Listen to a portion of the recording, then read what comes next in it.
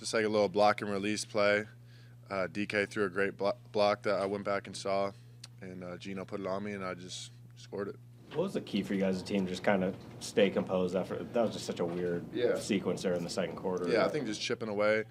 I think it's a blessing in disguise. We had those games like the 49ers early in the year when we were down by a lot and came back. So it just shows that this team's going to keep fighting. And, yeah. Can you describe your feeling when Zach Charbonnet scored the go-ahead touchdown? Yeah. Apparently I was feeling too crazy because I got a flag. But whatever. Yeah, just super stoked for Zach. Glad we were able to punch that in. And I thought the backs ran well all day. The O-line blocked extremely well. And that was a big touchdown for us. How do you feel like you've just grown as a player throughout your rookie season and your role kind of increasing? I think it really started for me when we went to Tennessee and did that combined practice. I really felt like I started to gain my confidence and kind of felt like I could play with whoever. And I think throughout the year, I mean, just being a rookie, it's a learning curve. We try to learn new stuff every week. And I got great vets in my room, a really good coach, and a whole bunch of guys on the team that are super supportive and a great organization. So I think that's just helped me. I've been leaning into that and growing. What was it about those joint practices that gave you that confidence? Just going up against another team in practice and just knowing that, like, I can hang with these guys. And, like, obviously you practice against your teammates, but, like, when you go up against somebody else, you kind of find out real quick, like, what you're about. So You got the Michigan win yesterday and the Seahawks win today. Pretty good weekend? Huge win for Michigan. Big win for us, too. So, yeah, great weekend. That game, just a ton of respect for that game, ton of respect for Ohio and Michigan. But I'm just so glad that they won it in a Michigan way, Like, it wasn't pretty at all. They ran the ball. And, yeah, so I'm stoked for those guys. Yeah, that was probably one of the crazier games I've been a part of for sure. You guys can hear me fine? All good? I mean, yeah, that game had everything. And happy to get the win. You ever seen a 300-pounder move that well? 92 yards? Yeah, he was moving. I know we threw some great blocks, but I don't think anybody would have caught him anyways. That's the big cat, man. He's playing at such a high level right now. And, yeah, that was a nuts play. I mean, the last 2 weeks, what he's done, 4.5 sacks, that play. I mean, just how good is he playing right now? I mean, you guys know I have I speak in the highest regard for Leo. I think right now he's playing at a Defensive Player of the Year level, at a caliber. For sure, Player of the Month. These past 2 weeks he's balling. It's just his approach. I mean, he takes care of his body off the field. He locks in and is a great leader during the week. Despite all that's going on, he's so steady. And then above all that, he's incredibly talented. And when he takes advantage of a matchup, I mean, he senses it from play one. There's blood in the water for the whole game, and we needed him today. I mean, he was a difference maker. How do you guys kind of stay focused or stay calm or whatever? I mean, so much crazy stuff going on, and as a defense, you guys are having to go immediately back on the field the one time and things like that. How do you guys kind of stay steady through that? That's what we train for. I think the great defenses, they relish in those moments. They're excited to go back on the field to try to get a stop, make a play. And that was our mindset. I mean, we have so many good leaders and dogs on that defense. Everyone, I think, had that approach of, I'm going to be the difference maker. Every single person was taking it upon themselves to be the difference maker and just stay steady. And I think throughout the game, we were just like, I don't know, our swag was just going up despite all the crazy stuff that was happening. And we knew, second half, we were going to start it off right and try to finish the game. Julian, how about your forced fumble? Yeah, I thought I had two for a second. I saw the stats from the first quarter. That was a good play. Obviously, that's a really good running back. He's elusive. He's strong, and I was able to square him up, get my helmet on the ball, and jar it loose. Big play, and I'm happy I can make it. Are you consciously going for the ball on a low tackle in that situation? No, I'm trying to stop momentum. He kind of hit the gap pretty hard, and I'm a deep safety. I'm just trying to fill and just get him down. Kind of last resort type of guy or type of player. I just had good balance, squared him up pretty decently, and the ball popped out. Julian, you and Leo played here for a long time, longer than you because he played for both teams. Yeah. Any extra emotion, anything said between you guys about coming back here today? We definitely have talked this week and just getting in town. Whenever we got in town, it was just a different energy for sure. It's familiar. We have still a lot of friends out here. The sights and sounds we're used to. Even the locker room we're at, I was talking to you earlier. We I'm familiar with it. We were in it during COVID when we were both on the team out here. And so we were just ready. I mean, we're used to the sights and sounds, and it allowed us to play fast and just try to be there for our team. That stop you had on the final drive, Yeah. on the short check down, what did you see there that you were able to diagnose it that quick? Great play call. I'll give credit to Mike. Great play call. Aaron felt pressure, and thankfully I was rolling down, saw the back try to slip out, and just made a play. I'll give it all credit to the play call, and just had to be in the right place and just make a tackle. Were you guys aware on the sideline in the moment of what was going on with Michael Dixon? I was, because I'm on punt, and they had to run over and tell the defense kind of what it was to just stay ready on fourth downs, because we didn't know what was going to happen, whether we were going for it or doing whatever. Crazy. Just this game had everything. Very crazy. I don't know if you saw Arizona lost. You guys are in first place all by yourselves now. Just kind of everything that's happened the last 3 weeks when, you guys kind of coming out of the bye, maybe things didn't look as good, and now here you are. I guess kind of how do you put that into perspective of everything? Yeah, I mean, it's crazy. I think it starts, from the top with John and crew, and just a vision for what we wanted to do, just personnel things. Obviously, you guys know it's been a lot of change this past month for sure, and it was just a cohesive effort just to stay together. We made the decision to not just do the same things and just expect a different result. We just had a sharper approach. Like I mentioned before, we stayed committed to challenging each other, taking things personally in practice to where we had that confidence and swag going into games. And I mean, despite the wins, I think our approach is to treat Monday is Monday, Wednesday is Wednesday, no matter what the situation is. And so, I mean, that's great that where we're at in the division, but we have stuff to do.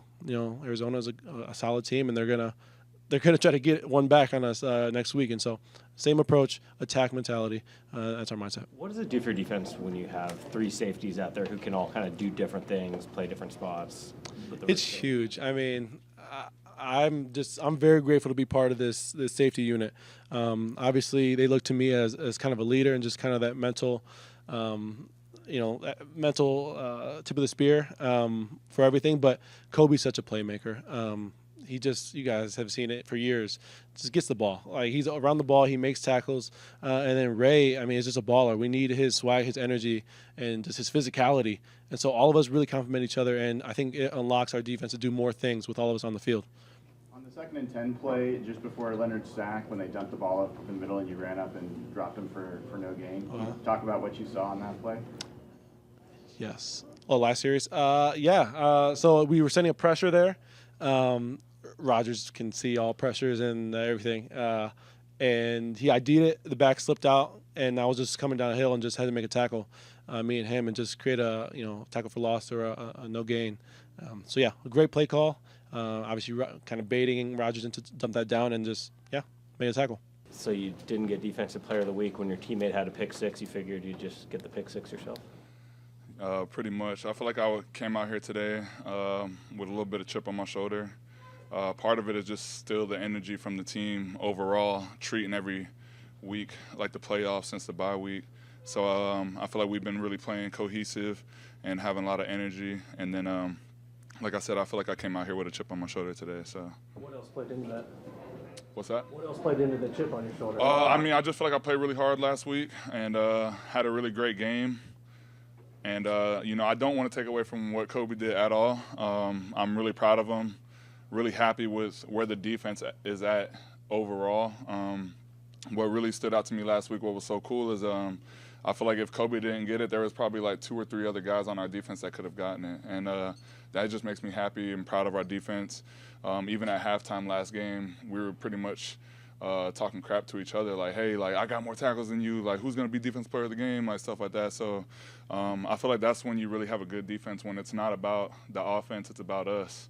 And I feel like I came out here today and wanted to do the same thing, just compete against my teammates. You got 7 sacks now on the season, your most in 2020. What is it about this defense that's allowing you to be that kind of player again? I feel like a lot of it is just freedom that I'm playing with. I understand this defense is kind of similar to a defense I played in before.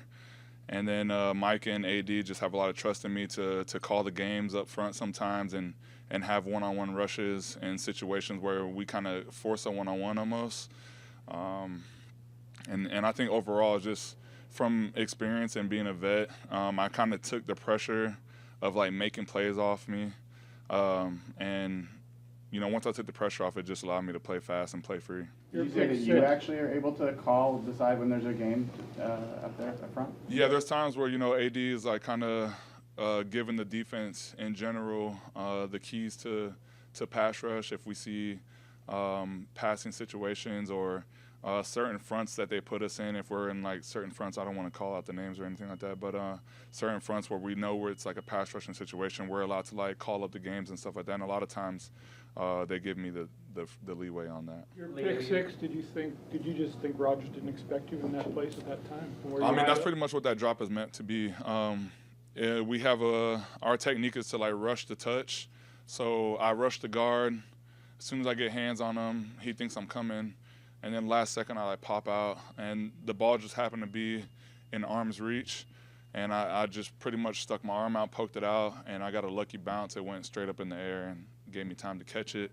I didn't expect to get that far with it, though, to be honest. I mean, I remember running with it, and I thought I was running fast, but you never know, you know what I mean, in the moment.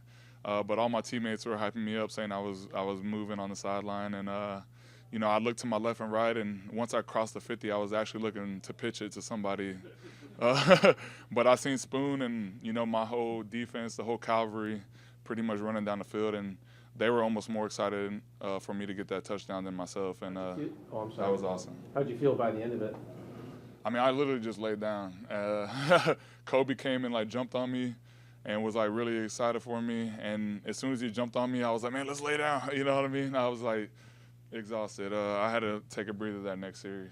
You played like, I don't know, 60, 70 games in this stadium. Was this your best one, and did you have any emotions coming back here after playing for both these teams? I definitely had a few sack games in the stadium. Like I had like a 3-sack game in the stadium, but I think getting a pick six, a block, and the 2 sacks in the last series, this might have been one of my best games. Emotions coming back here? Not necessarily, to be honest. It was cool for me to see a lot of the staff that they still have that I remembered. Seeing Q Williams, you know, he was a rookie when he came in with me, and it was cool to see him. You told us last week that the tackle for a loss you had against, I think it was James Conner, that was something you saw on film, and you had more time to study film because you missed the 2 days of practice. Was there anything like that in this game where a play you made you could attribute it to that? Not necessarily. I don't think so this week. We definitely studied hard. You know, we knew their run tendencies and their style of run, and you know, I knew how they protected and stuff like that, which allowed me to play fast. That's a big deal, is being able to play fast and understanding the offense. But you know, it was different from last week because it was that very specific play where I just knew if I did this, it might, you know, be a good thing for me, and you know, there wasn't too much of that this game. They didn't score after the second quarter. What'd you guys do today defensively? I mean, even the scores they did have were weird circumstances, but what do you guys feel like you did defensively? I mean, I didn't even notice that they didn't score after the second quarter. Like you just said, it was a funky game. There was a lot of stuff happening in this game, but overall, I'm just happy with the way you know, the team played with grit and just kept playing. Like I said, it was a you know, sloppy game on both sides, to be honest. And there was a lot of stuff going on, and then in the end of the day, we pulled it away. The play before your pick six, Rodgers, they had a wide open receiver that he just sort of overthrew there. Just kind of that whole sequence. How big do you think that kind of hole was? I mean, you know, I had to see it on film, but I remember pass rushing and somebody almost got Rodgers, and that's why he threw it, you know, too far for the receiver or whatever happened. You know, I think he's an older guy, doesn't want to take big hits like that anymore. So sometimes if he feels a guy coming full speed at him, he's just going to chuck it and duck. And, you know, we had him in another situation where Mike just called a great call and it paid off. Leo, you had to take away from this game, but one of your best friends, obviously, Dexter Lawrence, dislocated his elbow. Yeah. What was your thoughts on that and the season he was having up until then? I mean, he's been having a tremendous season. I don't know many guys that can do what he can do, to be honest, in this league. He's one of the best D tackles I've seen play this game in since I've been playing, to be honest. And he's my best friend too, so it's awesome. You know, I was sad to see him dislocate his elbow, and I've been in touch with him since. And you know, just sending him my wishes and prayers and stuff.